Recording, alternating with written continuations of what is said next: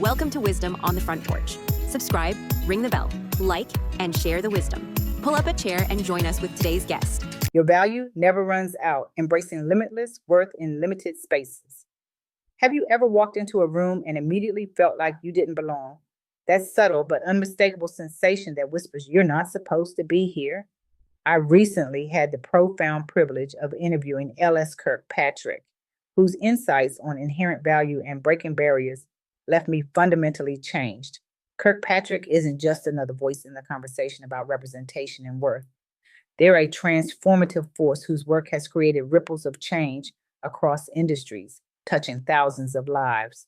Their tireless advocacy for underrepresented professionals has redefined what's possible, challenging systems while simultaneously empowering individuals to recognize something revolutionary, that their worth isn't determined by statistics or systems designed without them in mind. What struck me most about our conversation wasn't just the depth of wisdom, but how Kirkpatrick's message resonates with a universal truth. We too often forget your value never runs out. It's not diminished by rejection, diluted by underrepresentation, or erased by systemic barriers. Think about that for a moment. Your value never runs out. Yet how many of us live as though it does? As though our worth is a finite resource that can be depleted by the wrong comment, the missed promotion, or the closed door. As though we begin each day with a limited supply of dignity that circumstances can drain away until we're left empty. The numbers tell a sobering story. Only 14.58% of African American or Black individuals hold STEM roles at the federal level. Just 23% of tech positions nationally are filled by women. For every 100 men promoted to manager positions, only 82 women of color advance. Less than 2.3% of venture capital investment goes toward female-led startups. I could continue, but you've heard statistics like these before. They're important. They illuminate the landscape we're navigating. But here's what Kirkpatrick helped me understand. These numbers describe obstacles, not limitations. They reveal systems, not destinies. And that distinction changes everything, because when we confuse obstacles with limitations, we begin to internalize a dangerous fallacy, that our value is somehow tied to these external metrics. That rejection means we're rejectable. That underrepresentation means we're unworthy of representation. Nothing could be further from the truth. Consider Gail Becker, founder of Cauliflower.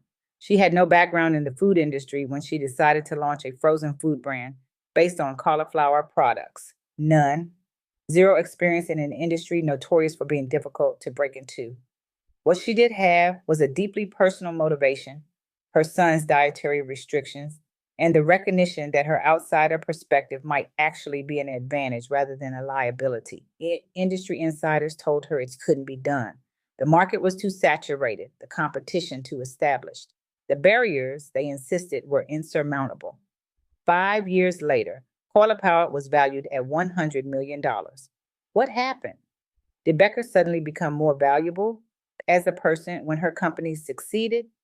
Of course not. She simply refused to let external barriers define her internal worth. She recognized that her value wasn't contingent on industry experience or others' approval. It was inherent, limitless, and most importantly, it never ran out. Even when doors closed, even when skepticism mounted, even when the path forward seemed impossible to discern, her value never ran out, and neither does yours. But let's be honest, maintaining this perspective isn't easy, especially for those navigating spaces where they are historically underrepresented. The subtle, and sometimes not so subtle, messages that you don't belong can wear down even the most resilient spirit. The constant need to prove yourself, to work twice as hard for half the recognition, to suppress parts of your identity to make others comfortable. It takes a toll. That's why community becomes so crucial. As Kirkpatrick emphasized in our interview, finding spaces that affirm your worth isn't just nice, it's necessary. It's oxygen for your professional journey and nourishment for your soul. The BPN Business Draft Class Initiative in Los Angeles exemplifies this principle beautifully. Launched during Black Business Month, this program specifically spotlights emerging Black business owners who often face limited access to capital, networks, and mentorship compared to their non-minority peers. By curating resources and support systems tailored for Black entrepreneurs, BPN created something powerful, a space where value is assumed rather than questioned, where potential is celebrated rather than scrutinized, where barriers are acknowledged but never allowed to define destinies. The results speak volumes. Increased visibility led to new investment opportunities. Businesses reported significant growth after participation, but perhaps most importantly, the initiative strengthened community identity and set a precedent for replication nationwide. This wasn't just about business success, though that certainly matters. It was about creating an ecosystem where inherent worth is recognized, celebrated, and leveraged for collective advancement. Because here's what we sometimes forget. Your journey isn't just about you. When you embrace your inherent limitless value and refuse to let barriers define your potential, you become a model for others. Your persistence creates pathways. Your resilience reshapes realities. I'm reminded of a conversation I once overheard between two young professionals at a networking event. One said to the other, "I applied for that position even though I didn't meet all the qualifications. I figured the worst they could say was no." Her friend replied, "I would never have the confidence to do that." The first woman smiled and said, 3 years ago, neither would I. But then I watched someone who looks like me do it, and suddenly it seemed possible. This is how change happens. Not all at once, but person by person, story by story, example by example. When you recognize your own value and act accordingly, you make it easier for others to do the same. But let's talk about what this looks like in practice. Because embracing your inherent worth isn't just a nice theory. It's a daily discipline that transforms how you navigate professional spaces. It means applying for positions even when you don't meet 100% of the qualifications. Recognizing that studies show men typically apply when they meet 60% of requirements, while women often wait until they reach 100%. It means speaking up in meetings even when imposter syndrome whispers that your ideas aren't valuable enough, because they are, and your perspective matters. It means negotiating for compensation that reflects your worth, even when statistics show that women and people of color are often penalized for advocating for themselves. It means building networks and seeking mentors who see your potential, even when traditional pathways seem closed or unwelcoming. And perhaps most importantly, it means extending this recognition of inherent worth to others, especially those who may be even more marginalized or overlooked than you are. Because value recognition isn't a zero-sum game. Affirming someone else's worth doesn't diminish your own. In fact, it often amplifies it. This is what Kirkpatrick demonstrated so powerfully in our conversation. That recognizing inherent worth becomes revolutionary when it's both personal and collective.